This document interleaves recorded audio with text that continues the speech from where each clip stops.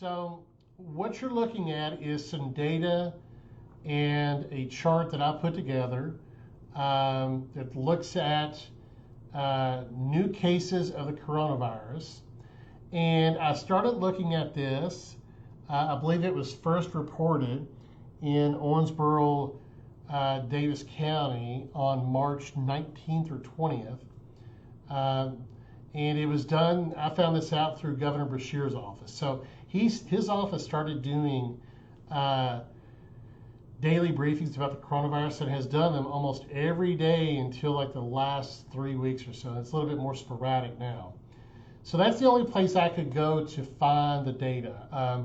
I did contact the Green River District Health Department early on about doing this, and at the time there was a lot of confusion about the accuracy of the data, and testing was so limited early on. There was difficulty in knowing how accurate the data was in terms of daily reporting versus every couple of days and that sort of thing. So, but it was all that we had, but they wanted to hold on to the data at that time. Now the Green River District Health Department has done a great job. They report the data every day. I think they've been doing it every day for quite some time. But early on, there were some reservations about that. I was really concerned about tracking this early on, and I just didn't see locally.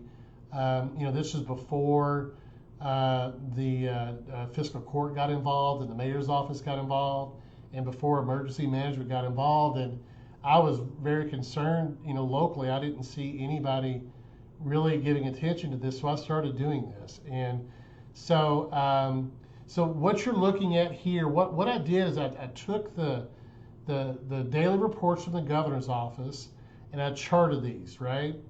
And so you're going to see some places where there are gaps. That's because the data, I never could get it for whatever reason. Perhaps the governor's office didn't do a presentation that day, or for whatever reason I missed the data, getting the report. And you can see a few more instances of that to the right side of this bar chart. But what you also, so in the blue you're seeing the number of cases for Daviess County by date, okay? The number of cases that are reported. So what I've decided to do about a month ago is to include this measure that is the moving average. That's a 7-day moving average. And you see this at the national level and at the state level, but we didn't see any of this at the local level. Just maybe last week, Daviess County Fiscal Court started posting longitudinal data. And I've leaned on Al Mattingly about this for a little while. Again, this is something that I do. I'm comfortable with doing this. I understand the value. The thing about looking at it one day, and let me just pick an example here. If you just look at this one day, there's 21 cases. That's the second highest report since March 19th. But you look the day before, it was 3, and the day after, it was 1. And so you got to be really careful about looking at one day. You've got to look at this over time. And so that's what that moving average does. What the moving average does, it takes every new data point and averages the previous 6 days with that 7th day. So it keeps moving, right? What that helps to do is it helps to eliminate the noise in the data, and the noise in the data are these blue lines. So the moving average is helpful because as we were seeing with the early testing, some days they would be 0. The next day they may be 14 or 9 or 5. They were kind of all over the place. And the other questions about this data, when those tests come back, are they for that day? How long had somebody been sick for when they got tested? There's a lot of questions about the validity of the data. So the moving average is a really good average in statistics to use. And so that's why you see this. Now, the most recent data from the Daviess County Health Department, the Green River District Health Department, today is 11. And this is another reason why I'm showing you this today. I've been posting these every 2 weeks or so. And that's kind of been the rule of thumb in the people that are doing the coronavirus data analysis, because there's an incubation period of several days to 14 days. And it's just generally the rule of thumb to look at averages every 7 to 14 days to really get a handle on what's going on in a community or at the state level with new coronavirus cases. So again, that's what you're looking at here. This is new coronavirus cases, okay? Now, something else I want to point out. This is from, I was looking at per Governor Beshear's press conferences from March 20th to June 15th. I wanted to stick with a reliable data source. His office was reported in daily, and then they kind of, dropped off doing that. So I want to be careful about looking at the data since June 16th. I would like to get another week's worth of data before I start looking at averages again. But keep in mind that the governor's office data is really what the health departments are reporting to the governor's office. But sometimes there's a day lag or 2 days lag, and so I want to be careful about looking at two different data sources here. But I'm still comfortable in showing you this, this evening. So our biggest time period, the biggest rise that we had in Owensboro-Daviess County with new cases was April 6th through about May 6th. And then we've experienced almost a complete leveling off of the coronavirus. And it's great. But as we start opening back up, as people start going to restaurants, maybe churches, people start going out in public a little bit more, if people are asymptomatic and they have the coronavirus, then it's quite possible that people will catch it and it'll start spreading again. And it's probably what we're seeing right here, okay? So I'm going to post links to all of this in the comments below. So let me show you some things that I've been looking at. Now, I want to show you where you got to be careful about looking at data, all right? Be careful about looking at Bill Gates there. But I had an image pulled up here. Let me see if I can, they've updated it. So, here's the image I wanted to show you. So CNN has been providing this image pretty regularly in talking about new cases of the coronavirus, okay?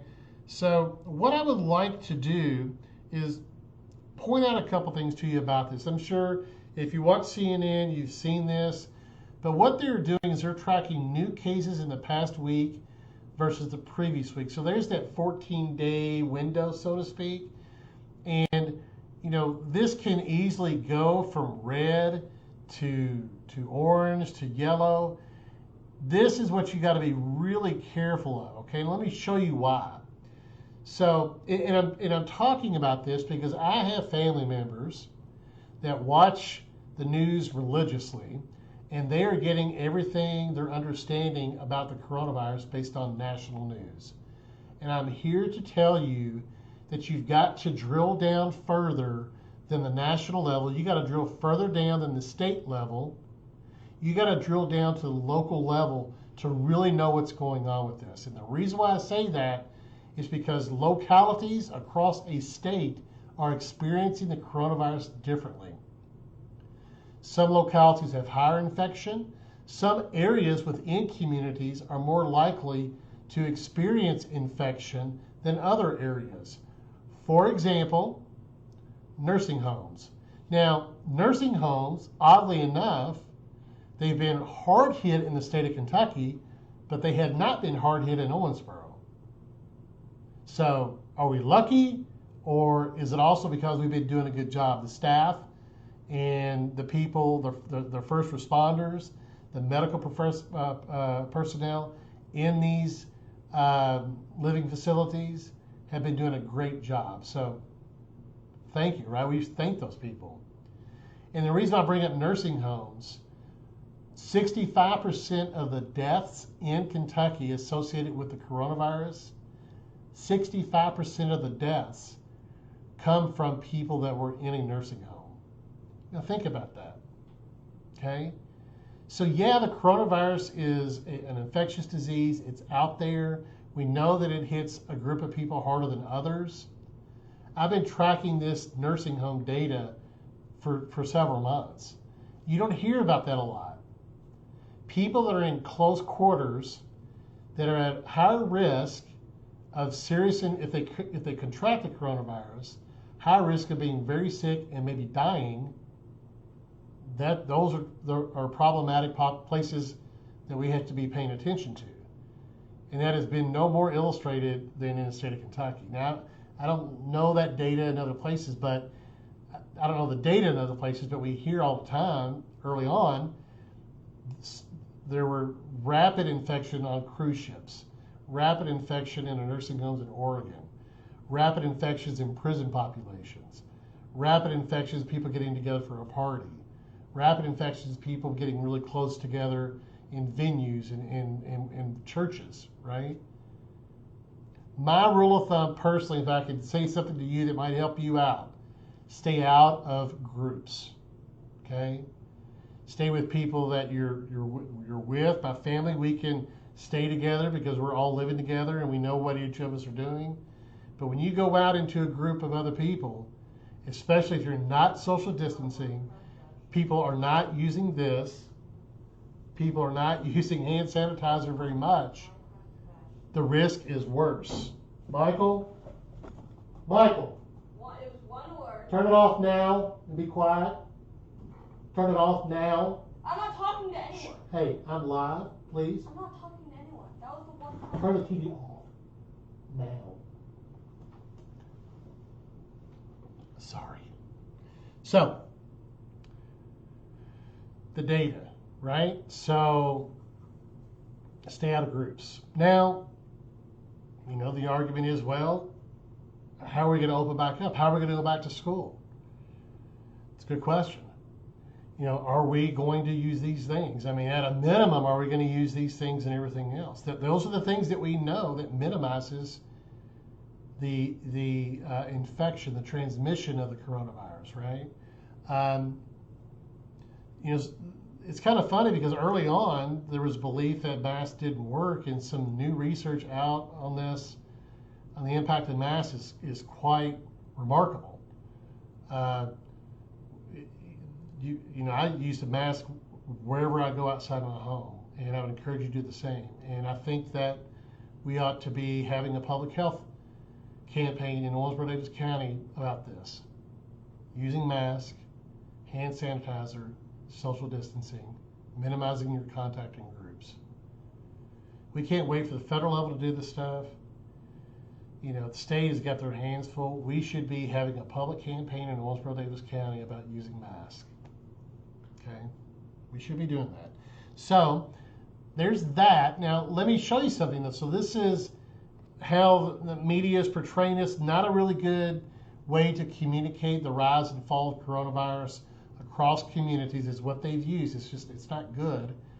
Let me show you, even if you drill down a little bit further. So this is a website, and I'm not sure if you can see this up here at the top, but it's basically COVID-19 spelled backwards. It's a group of researchers that has become, you know, it's a group of epidemiologists is what it is. It's become the location to go to get information about the coronavirus. Okay, they've been collecting all this and everything. And what I have highlighted are new confirmed COVID-19 cases per day by U.S. states and territories. And here we are in Kentucky. This is as of today, I believe. The date's not on there, but I believe, yeah, that was, I believe, either today or yesterday. This blue line is Kentucky. Look at that. That's us. So we've done the right thing in the sense of tamping down this pandemic, tamping down infections, tamping down hospitalizations, tamping down deaths. That has occurred in Kentucky. Okay.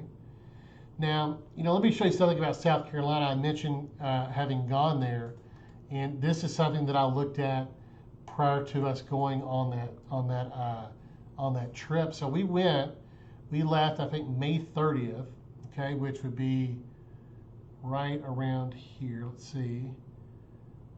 That's May 18th. We left right May 24th. So we left right here on this day, okay? Or the next day. We left right here. So you could see that's very similar to where Kentucky was. And so we felt really good about going and just doing our thing. And, while we were there was a little bit of an increase, not a whole lot. And then we were back home on the 6th, right there. Now, since that time, look at this.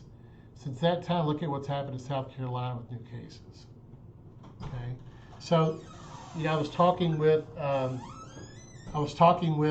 friend of mine who has a daughter who's going to Myrtle Beach, and I said this stuff changes week to week, and you have to be mindful of the data and where we are and what the trend is.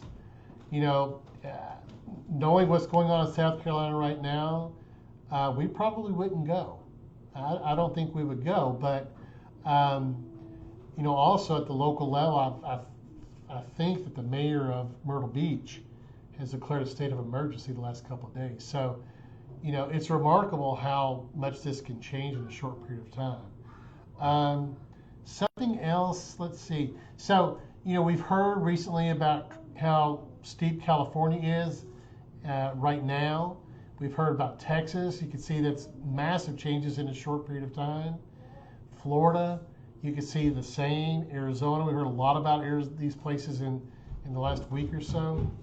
North Carolina has also, I think they declared a state of emergency. Oh, actually, I believe the governor is talking about mandating masks for people in the state. There's been talk about that. Of course, Georgia as well. But, again, going back to Kentucky, if we could find where it was, some other states that are comparable to us. Let me show you. There's Kentucky right there, right? Anyway, you saw it. Let me show you Connecticut, because Connecticut started out really high, and they got really serious about social distancing, about closing down, and mask and hand sanitizer and all of that, and they really have brought the new cases down substantially. Look at this, normalized by population. Let me show you this by state in the United States. Not sure what that, there we go. So when you start normalizing of a population, and what they're looking at here is the rate of new cases per 1 million people.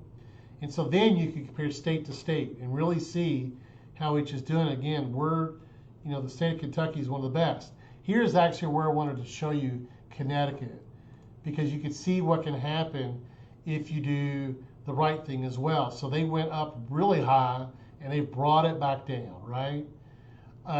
In contrast, if you want to look at Arizona in isolation, they had it relatively low, and that's probably why they decided to go on a plan of reopening. And now, well, they've got a problem, right? They have a problem, a serious problem there, okay? So this, again, is one of the sources that I'm using to follow this and to understand this. And this is also why, I started doing this local, looking at the trend over time to see rises and declines, peaks and spikes, and that sort of thing. There's that. And I'm also tracking this on my blog, and a couple of things I'll show to you real quick here. So I've been updating this about every 2 weeks. So here are some things that I want to present to you about this. So back in, we saw a problem with deaths in long-term care facilities. We start to see that, nursing homes and that sort of thing. Started to see this back in April. Let me show you something. So this is something I posted on April 14th.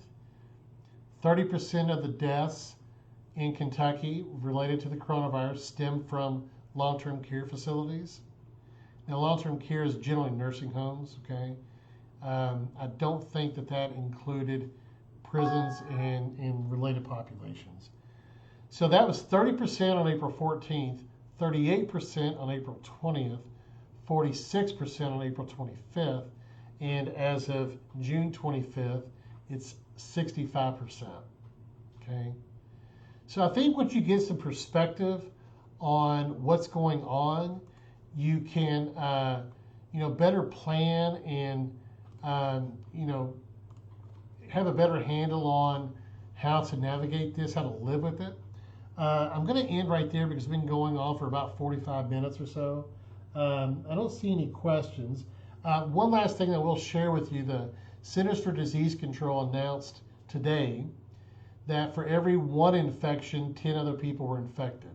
So while we're looking at documented cases, they estimate that there's 20 million cases, there have been 20 million cases of the coronavirus to date. Now, officially, I think the numbers I saw this afternoon in the United States is 2.5 million.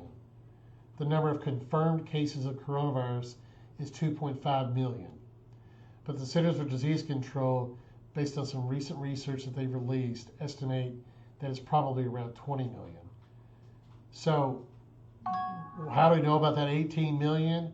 Well, because asymptomatic people that get sick, they're not really sick, and they don't go to the hospital. So more of it is out there than maybe we are seeing in the number of actual cases.